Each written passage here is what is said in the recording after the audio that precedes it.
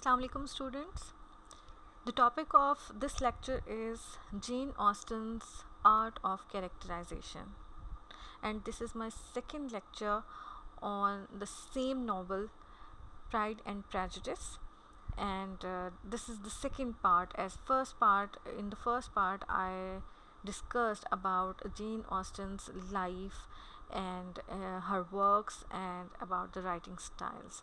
So in this lecture I'm going to discuss about her art of characterization.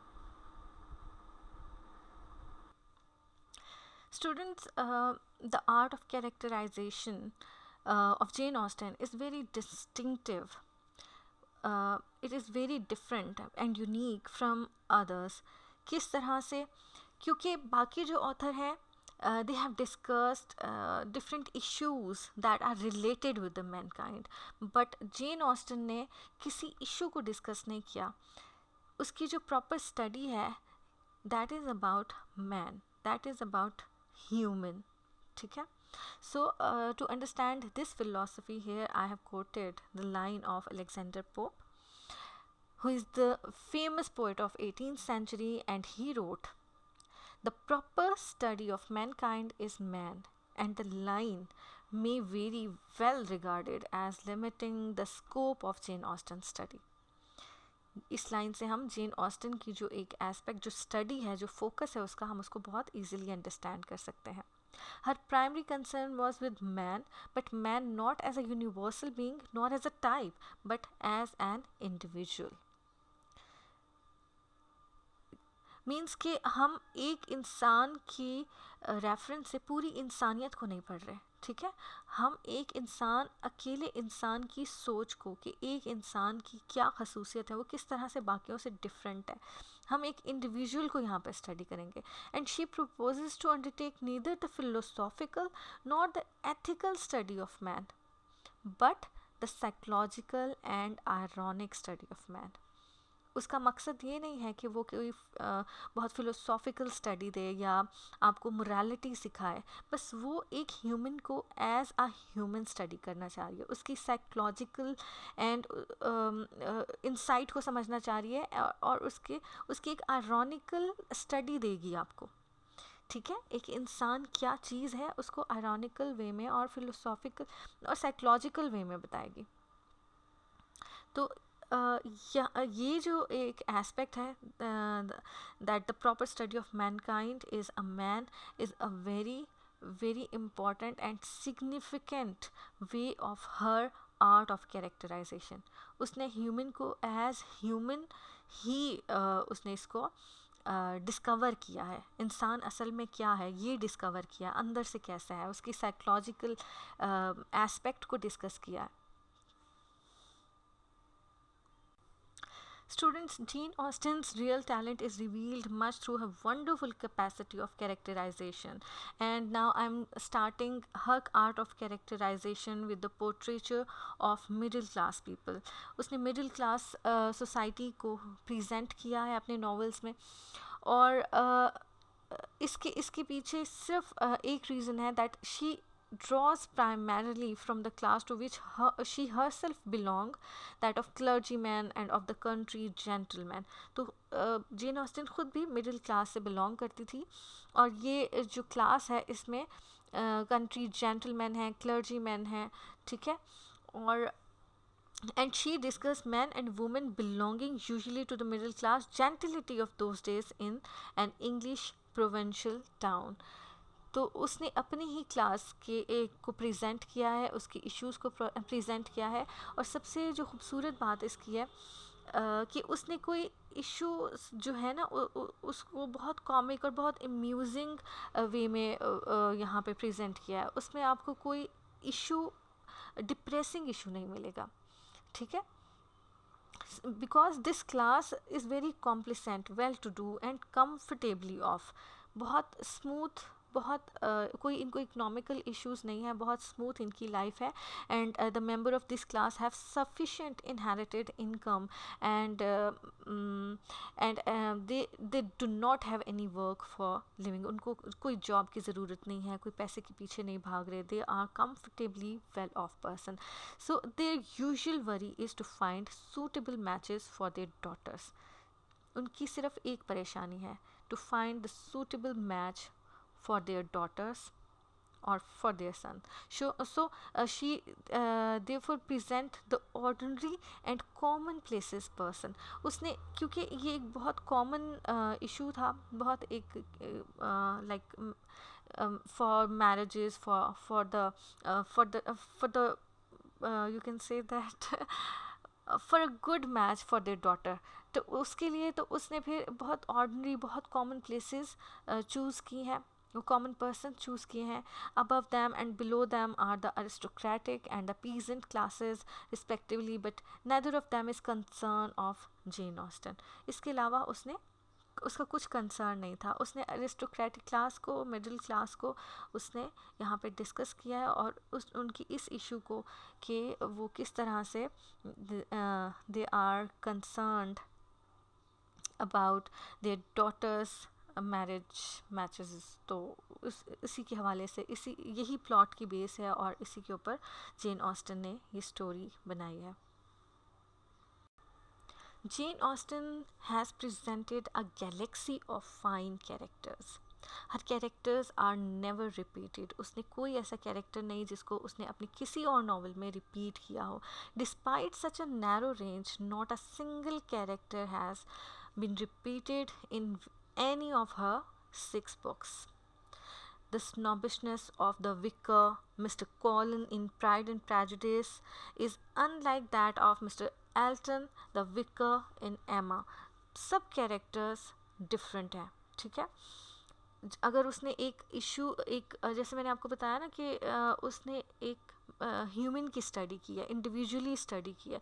तो अगर उसने एक किसी इंडिविजुअल का एक एस्पेक्ट देखा है, वो स्नॉबिश है, तो उसने उस कैरेक्टर में अगर उसको उसकी स्नॉबिशनेस दिखाई है, like the snobbishness of vicar Mr Collins in Pride and Prejudice, तो ये भी डिफरेंट होगी. उनका way of behaviour is totally different. आप ये नहीं कह सकते कि मिस्टर विकर जो है वो मिस्टर कॉलिन के साथ यहाँ पे रिजेंबल कर रहा है.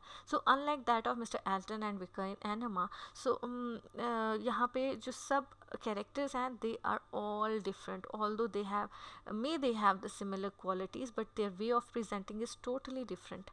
Similarly, there is a great difference between the vulgarity of Mrs. Bennet and that of Mrs. Channing. Like यहाँ पे एक second point है कि if she has exposed the evil nature or the vulgarity or the bad side of any character, then उस bad side में भी आपको बहुत वेरिएशन मिलेंगी, बहुत डिफरेंस मिलेगा. Like Macaulay declares that her character are commonplaces, yet they are all as perfectly discriminated from each other as if they were the most eccentric of human beings. तो यहाँ पे क्रिटिक का coat मैंने इसीलिए लिखा है कि if the characters have the same quality और यू कैन द डिसक्वालिटी और द ईविल साइड और द गुड साइड, तो वो आपकी उसकी गुडनेस और उसकी ईविल साइड दोनों में बहुत डिफरेंस लगेगा, ठीक है. और वो उसी कैरेक्टर को रिप्रेजेंट करेगा. If you see the if you find any evilness or goodness in any character, तो वो एक specific उसी character पे होगा, वो repeat नहीं कर रहा होगा. Fine. So the state different psychological habit and emotions of Darcy, Elizabeth, Jane and Mrs. Bennet. तो यहाँ पे हर जो साइकोलॉजिकल इंसाइट दी है जेन ऑस्टन ने अपने कैरेक्टर्स को, उसमें हर कैरेक्टर आपको एक डिफरेंट वेरिएशन के साथ यहाँ पे नज़र आएगा. Jane Austen's characters are individualized yet universal. Jane Austen ने जितने कैरेक्टर अपने पोर्ट्रे किए हैं in all novels, not only in Pride and prejudice, वो सब के सब इंडिविजुअल हैं, मीन्स कि वो यूनिक हैं, ठीक है. They are different from each other, जैसे हमने लास्ट स्लाइड में पढ़ा कि उसमें कोई रेपिटेशन नहीं है, हर कैरेक्टर अपने आप में यूनिक है, but at the same time they are universal because of their behaviour, because of their qualities, जो उनमें क्वालिटीज़ हैं या अच्छाई है बुराई है जो भी क्वालिटी है वो उनको यूनिक भी बना रहा है, और वो ह्यूमन नेचर जो कि यूनिवर्सल है उसको भी रिप्रेजेंट कर रहा है. So Jane Austen has so comprehensive and searching a view of human nature that she invests them with a universal character. Means her character are universal types as well as individuals. अब यहाँ पे आप if you see the example of Mr. Darcy, that Mr. Darcy says in Pride and Prejudice, Mr. Darcy is the protagonist of this novel, Pride and Prejudice. ठीक है, hero है इस novel का. वो कहता है I have been selfish all my life in practice but not in principles. तो ये उसकी एक अच्छाई भी बता रहा है और एक बुराई भी बता रहा है, that he has somehow a selfish approach in his life, जो कि एलिज़ाबेथ जब इसको देखती है तो उसको ये प्राइड समझती है उसकी सेल्फिश अप्रोच को. बट वो कहता है कि in principles I am not selfish, कि जो आपका टास्क है, जो आप बीइंग अ ह्यूमन, आपकी जो रिस्पॉन्सिबिलिटीज़ हैं, जो रूल्स हैं लाइफ के, उसमें आप सेल्फिश नहीं हैं, उसमें आप कोई कॉम्प्रोमाइज़ नहीं करते. So here you can see that he confesses the weakness of the high minded dominating males in every age and climate. ठीक है, जो हाई क्लास से जो लोग बिलोंग करते हैं तो उनकी ये वीकनेस जो यहाँ पे वो खुद कन्फेस कर रहा है, तो हाई क्लास के जो लोग होंगे वो आपको हमेशा इसी तरह से मिलेंगे कि उनकी थोड़ी सी सेल्फिश अप्रोच होगी in their life. So in other character Wickham, वो विक्रम भी इसी नॉवल का एक कैरेक्टर है. He represents all pleasant looking but selfish, unprincipled and hypocritical flirts. तो सेल्फिश होना, अनप्रिंसिपल और हिपोक्रेटिक होना, ये सब यूनिवर्सल क्वालिटीज़ हैं, बट जब ये विक्रम में है तो वो उसको वो उसको यूनिक भी बना रही हैं कि ये इसी की क्वालिटीज़ हैं. इसी तरह mister Bennett, a typical cynical father. Cynical father means cynical भी तो इसी सेंस में आता है ना कि जो जिनके अपने सेल्फ इंटरेस्ट हों. So these qualities of Austen's character make them universal and individualised.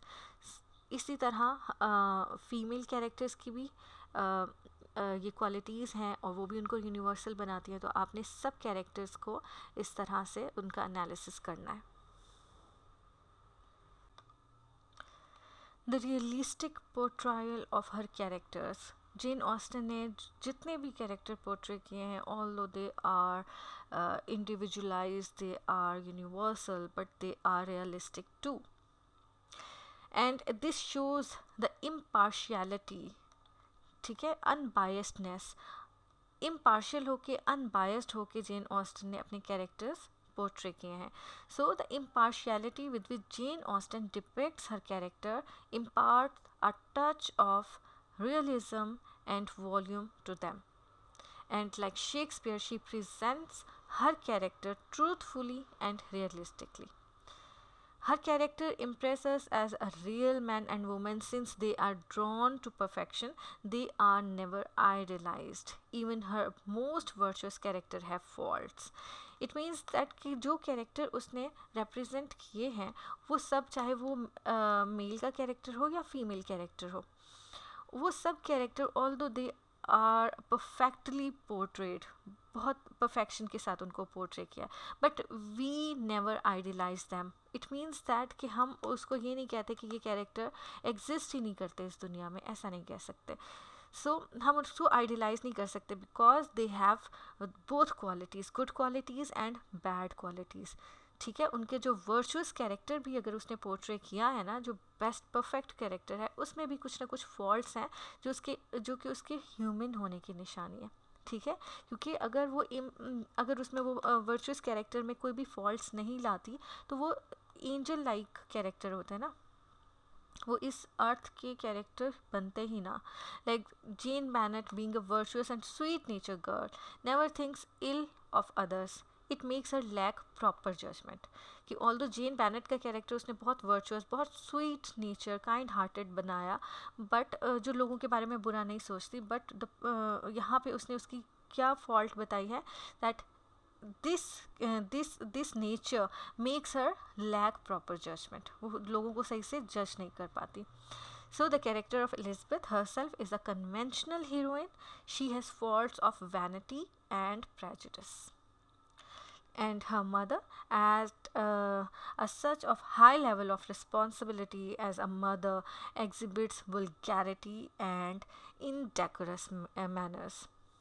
तो हर कैरेक्टर, चाहे वो मदर का कैरेक्टर है, चाहे वो इवन जो हीरोइन है नॉवल की, उसमें भी उसने कुछ ना कुछ फॉल्ट्स बताई हैं। So same is the case with the hero Darcy and Lady Catherine's manners reflect aristocracy so realistically, क्योंकि उनमें कुछ प्रेजुडिस है, उनमें कुछ प्राइड है, बीइंग द अरिस्टोक्रेटिक्स। तो हर character is the amalgamation of both the good qualities and the bad qualities or some faults. Jane Austen characters are three-dimensional. Her world of reality is never disturbed for all its romances, elopements, and dejection because of the convincing reality of her character. Students, यहाँ पे the reality of character की बात हो रही है. Reality means real as any person living, and secondly that the real character is the holy creation of Jane Austen. Jane Austen की ये अपनी एक creation है, और the all characters are as real as any person living. ठीक है, क्योंकि उसने जो कैरेक्टर की आगे स्टोरी लाइन में जो उस कैरेक्टर का रोमांस है, उसकी लोपमेंट है, उसकी डिजेक्शन है, तो ये एक कन्विंसिंग रियलिटी है for any character, for the reader as well. ठीक है, रीडर को भी कन्विंस करती है कि वाकई ये कैरेक्टर रियल है. Her characters are three dimensional, portraying various human traits. उसकी कैरेक्टर को हम थ्री डायमेंशंस में देखते हैं. वो थ्री डायमेंशंस कौन सी हैं? तो first one is physical, the second is sociological, and third one is psychological. Physical उसकी एग्जिस्टेंस, उसकी मूवमेंट, उसकी जो सोसाइटी के साथ उसकी इंटेग्रिटी है. ठीक है, सोशल बॉन्ड्स, सोशल नॉर्म्स के साथ जो उसकी बॉन्डिंग है, जो वैल्यूज़ हैं, ट्रेडिशंस हैं, एंड देन उसकी जो साइकोलॉजिकल थॉट है, उसकी जो साइकी है, उस पर्सन को जो इंडिविजुअल बना रही है, जो उसकी थॉट्स को रिवील कर रही है, और वो अपनी उस नेचर के अकॉर्डिंगली एक्ट कर रहा है. So the psychological and a realistic portrayal of a character in what makes them according to David Cecil three dimensional. The character comes alive in flesh and blood as it were because of their realistic portrayal. ठीक है, वो David cell की बात कर रहा है जिसने हर character को थ्री डायमेंशनल कहा है, क्योंकि वो फिजिकल भी है, वो सोशियोलॉजिकल है और साइकोलॉजिकल है. So the character come alive in flesh and blood, उसका फिजिकल होना एंड उसका फिजिकल एग्जिस्ट करना. ठीक है, and it will because of their realistic portrayal. Realistic कैसे है portrayal? Because of their sociological and psychological dimensions. So Jane Austen reveals her character dramatically through their conversations, their actions, their letters, and gradually through a variety of point of views, and this aids to their three-dimensional effects. Some characters are revealed through comparison and contrast. For example, Lady Catherine balances with Mrs. Bennet. Wickham serves a contrast while Bingley a foil to Darcy. Elizabeth with Jane.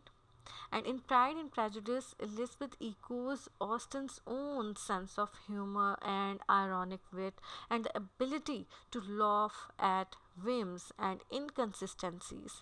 But it is a preposterous to assume that Jane Austen herself suffered from such pride and prejudices. The sympathy and the partial identification help Jane Austen in delineating the character faithfully.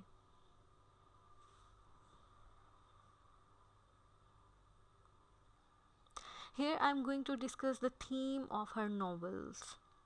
The theme of her novels remains the same.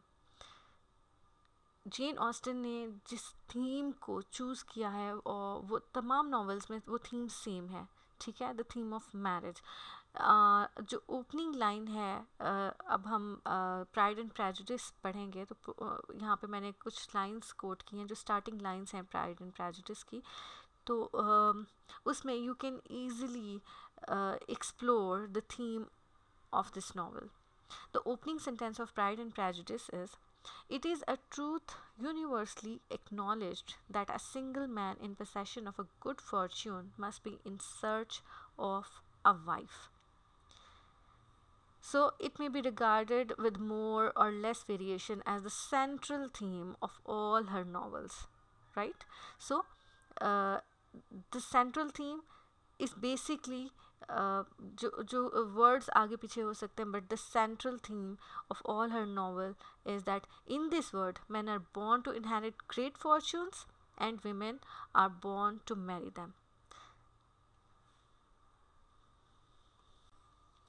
Thus, to conclude, we can say that the quality of her tone and temperament, she remains the most accomplished artist of her time. She is no doubt the fine flower of expiring 18th century, absolutely English in her instinct and standpoint of her scenery, Greek in her arrowing wit, her delicate irony, and her absolute clearness.